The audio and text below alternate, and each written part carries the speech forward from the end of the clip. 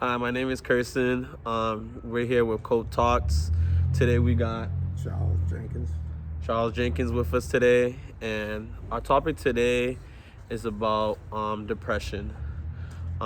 Depression can look like different things for different people, and I just want to hear you say, like, what's your definition of depression? The unknown. Don't know. The unknown. Because the reason I say it's the unknown is because you don't know when you in that state.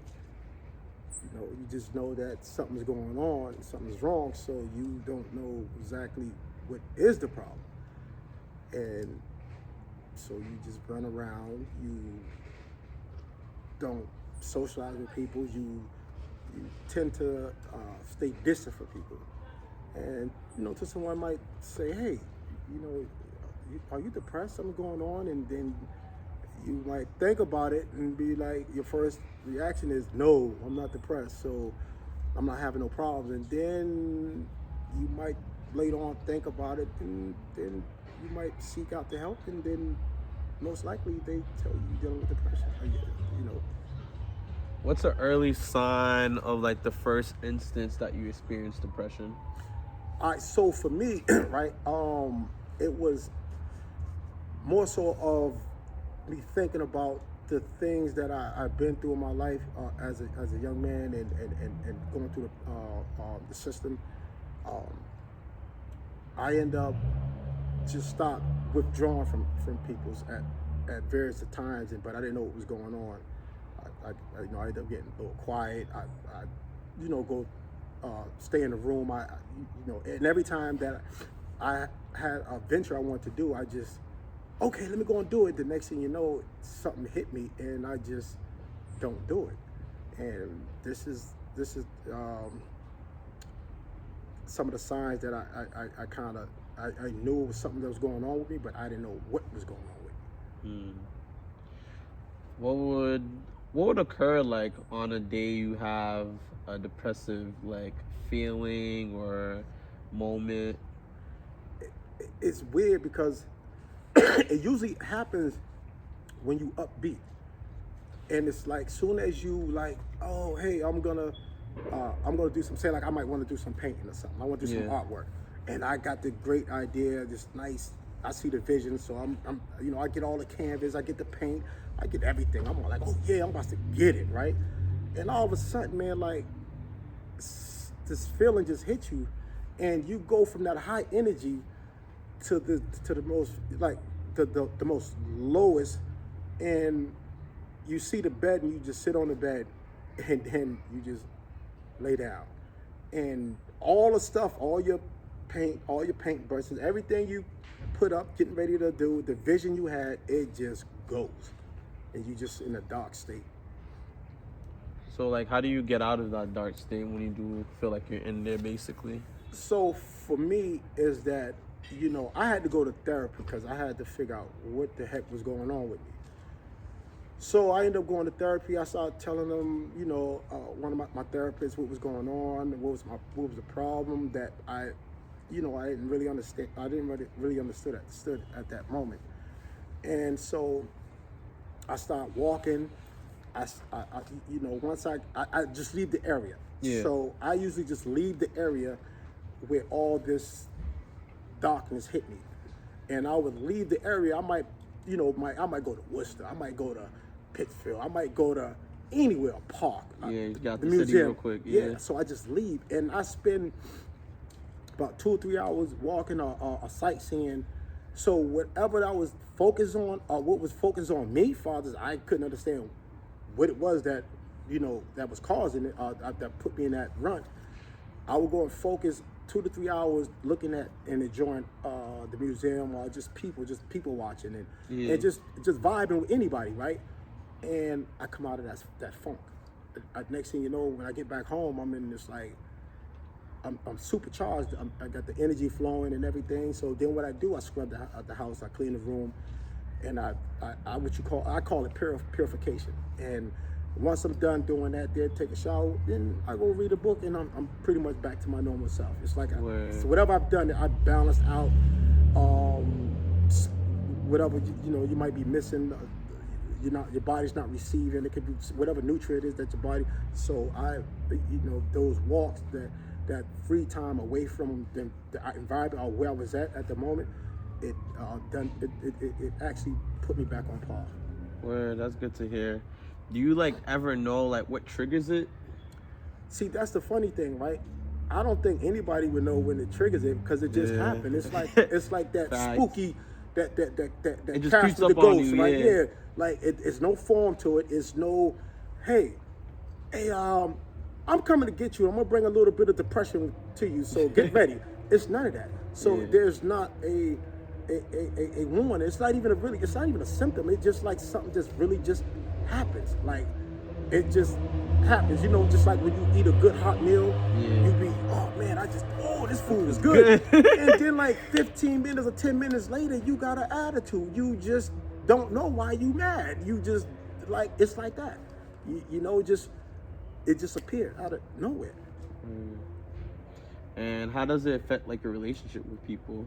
It kind of give people's that like, who are you gonna be today? Who she's gonna be today? Oh well, I don't know. And it's like it calls a buffer. Yeah. Because your excuse me, your family or your friends might not know what they're gonna receive today, right? You become like that Eminem commercial, the Jolly Bean commercial. You throw your hand up in the jar, and you don't know what Jolly Bean you're gonna pull out, and that's how you pretty much. That's what pretty much happens when your family or friends see you or talk to you because they don't know what they're gonna get at that day at that moment. Word. So how does it usually make you feel like dealing with all that?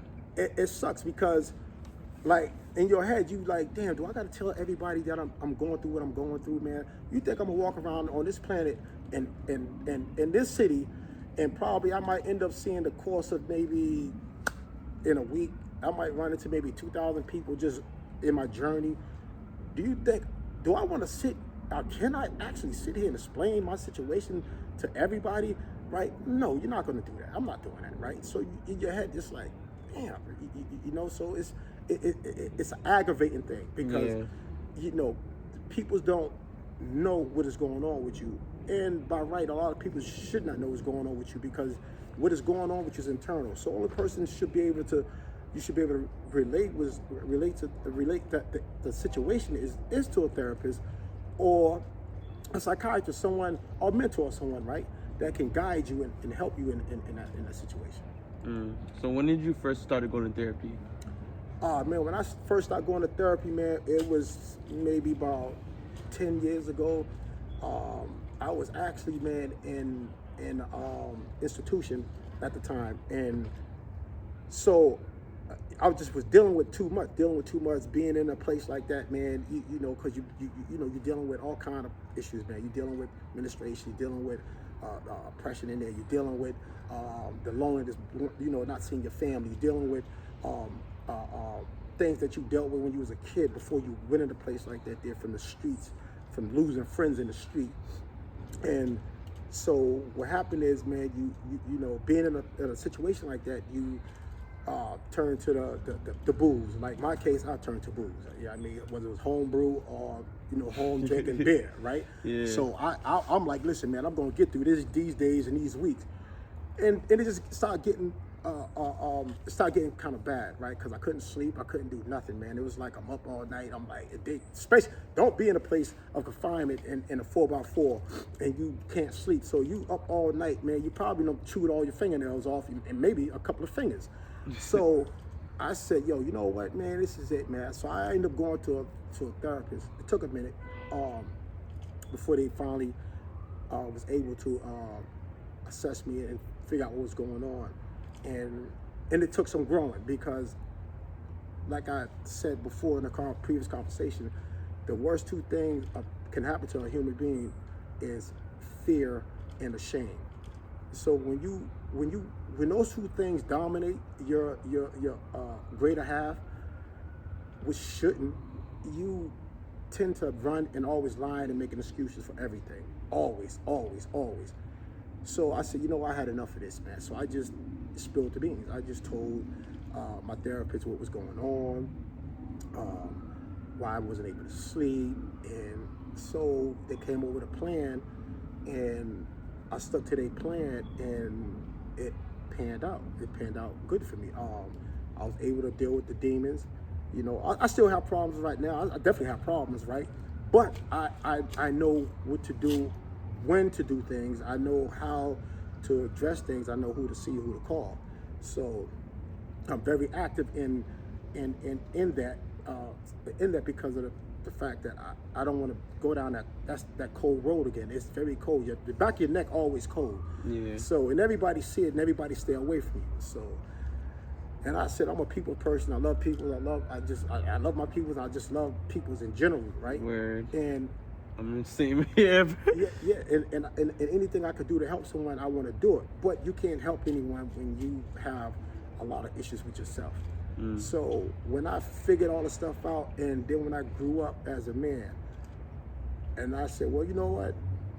I don't, no shame, no fear, nothing. I can tell you anything, anywhere, anytime, because that's what a man does, right? And you don't worry about what someone else think. You just worry about what you feel and what you present to people.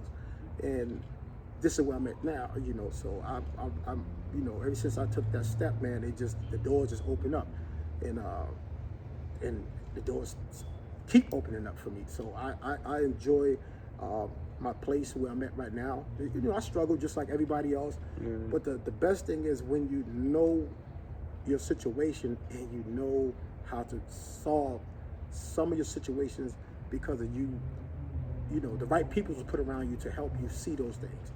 And so that's what made me, you know, I had that opportunity to seek out that help because I wanted it. You have to want this stuff, man. You just can't, people just can't tell you what to do. You have to want this stuff. You have to want to be happy. You have to want to be smart. You have to want to be safe. You have to want to enjoy it. If you don't want those things, then you're gonna be as what you are and as what you will perceive, how you perceive yourself to others. Word. So what made you keep yourself accountable? Like, for example, going to therapy. Like, I know therapy's hard. I've been in therapy on and off in the beginning, and this April is going to be like 2 years in therapy. So what kept you accountable? So, excuse me. So what kept me accountable is that, you know, my moms, my 14-year-old daughter, my sister, my brothers, right? Because like they know your gift, they know your worth, they see it, they know it, but you know everybody else don't see it and know those qualities about you. They know how brilliant you are. They know how sharp you are. They know how gifted you are. But you're not giving yourself the chance to manifest and present yourself to more of your family and friends and strangers. So understanding all those things, man, and understanding that what's more important to me, the fact of worrying about others thinking about me, or worrying about me loving myself and family respecting me and coming to me like, hey son or bro, can you do this, can we do this? So I chose my family, right? So this is where I'm at.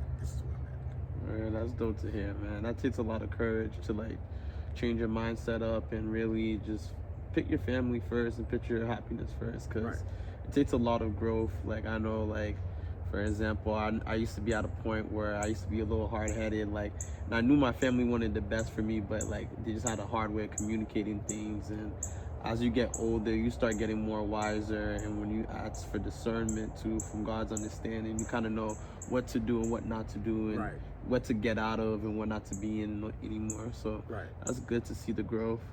What was a moment that you felt or you faced like a major moment of depression? Okay, it's multiple, but so when my dad passed, that kind of messed me up pretty bad. Cause see, you know, like I said, I've been away from my family since I was like 17 and a half years old, 18, right? Yeah. And to come home and to be around your family and see your dad for maybe what, 6, 7, 8 months, and he died. that's a hard pill to accept because I was raised around adults at a young age that wasn't my parents, in a place that it was all cutthroat and madness. But see, I was lucky being a young, impressionable young man. These adults in the system had protected me, not physically but mentally, right? And they kept me in tune with my family. They kept me in tune with myself. They kept me in tune with everything that I would need once I get out. Once I left that place, right? Word. And so I wanted to get into. I wanted to start drinking. I wanted to quit on everything I was doing. I didn't want to, engage in the business, my creativity with designing clothes. I didn't want to do anything else, man. I just was like, man, I'm all set. I'm done, man. Yeah. And my mom's was like, son, you can't do that. You know what I mean? You can't give up on yourself like that. And my brothers and sisters like, come on, bro, right? And because they didn't understand, like, y'all been around dad like all your life, right? Consecutive 30-something years, 40-something years, 50-something years, 20-something years.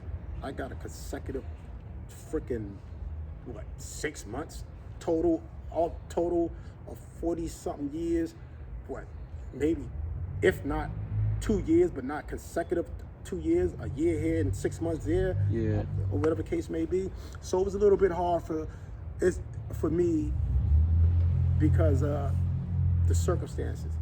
But the one thing I was grateful and blessed for, that I got to be with him for those little couple of months and out here and enjoying myself and just moving forward, man. And grace of my of the Most High and my family, man, and just strangers, just pure strangers, bro, and just kept me going, man. So and I didn't fall into that pit that I wanted to. That's dope, man. That's dope.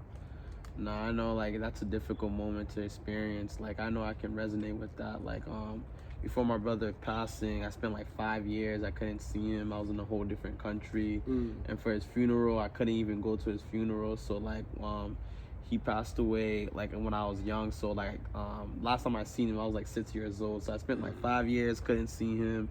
I couldn't go to his funeral. And when he passed away, I couldn't see him for the last time. So I know, like, how that feels, not having the time with someone you really care about and you really appreciate. So I sympathize for you. Thank you. What's like a way that you dealt with all that pain, and how did you overcome that pain? Well, I'm still going through the process, man. But because this is only a year and a half ago, right? Yeah. So what I do now, man, I focus on the fun things, right? We always had competition going fishing. So, and me, my moms, my dad, my brothers, sisters. So my sister, she's a little bit, she won't touch the worms, but we go fishing, man. My other sister, she goes, right? So we go fishing. We do all sorts of things. We get the kids and bring the kids out.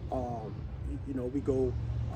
My sister and I, we'll take the kids to all kinds of places and just spend time with the kids. We spend time, the family spend time together. I mean, we got a dysfunctional family too, just like everybody else, but we pull it together, man, and we check ourselves, right? Word.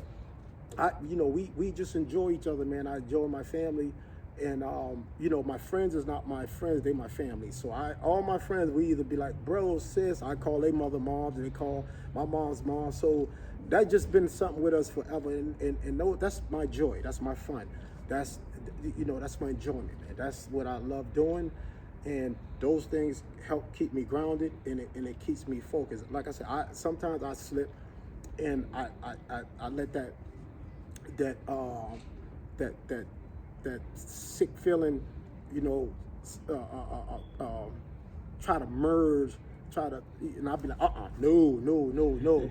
And so I beat it back down, man, with consciousness, and I beat it back down with some love, and I kick it out, you understand, with that spiritual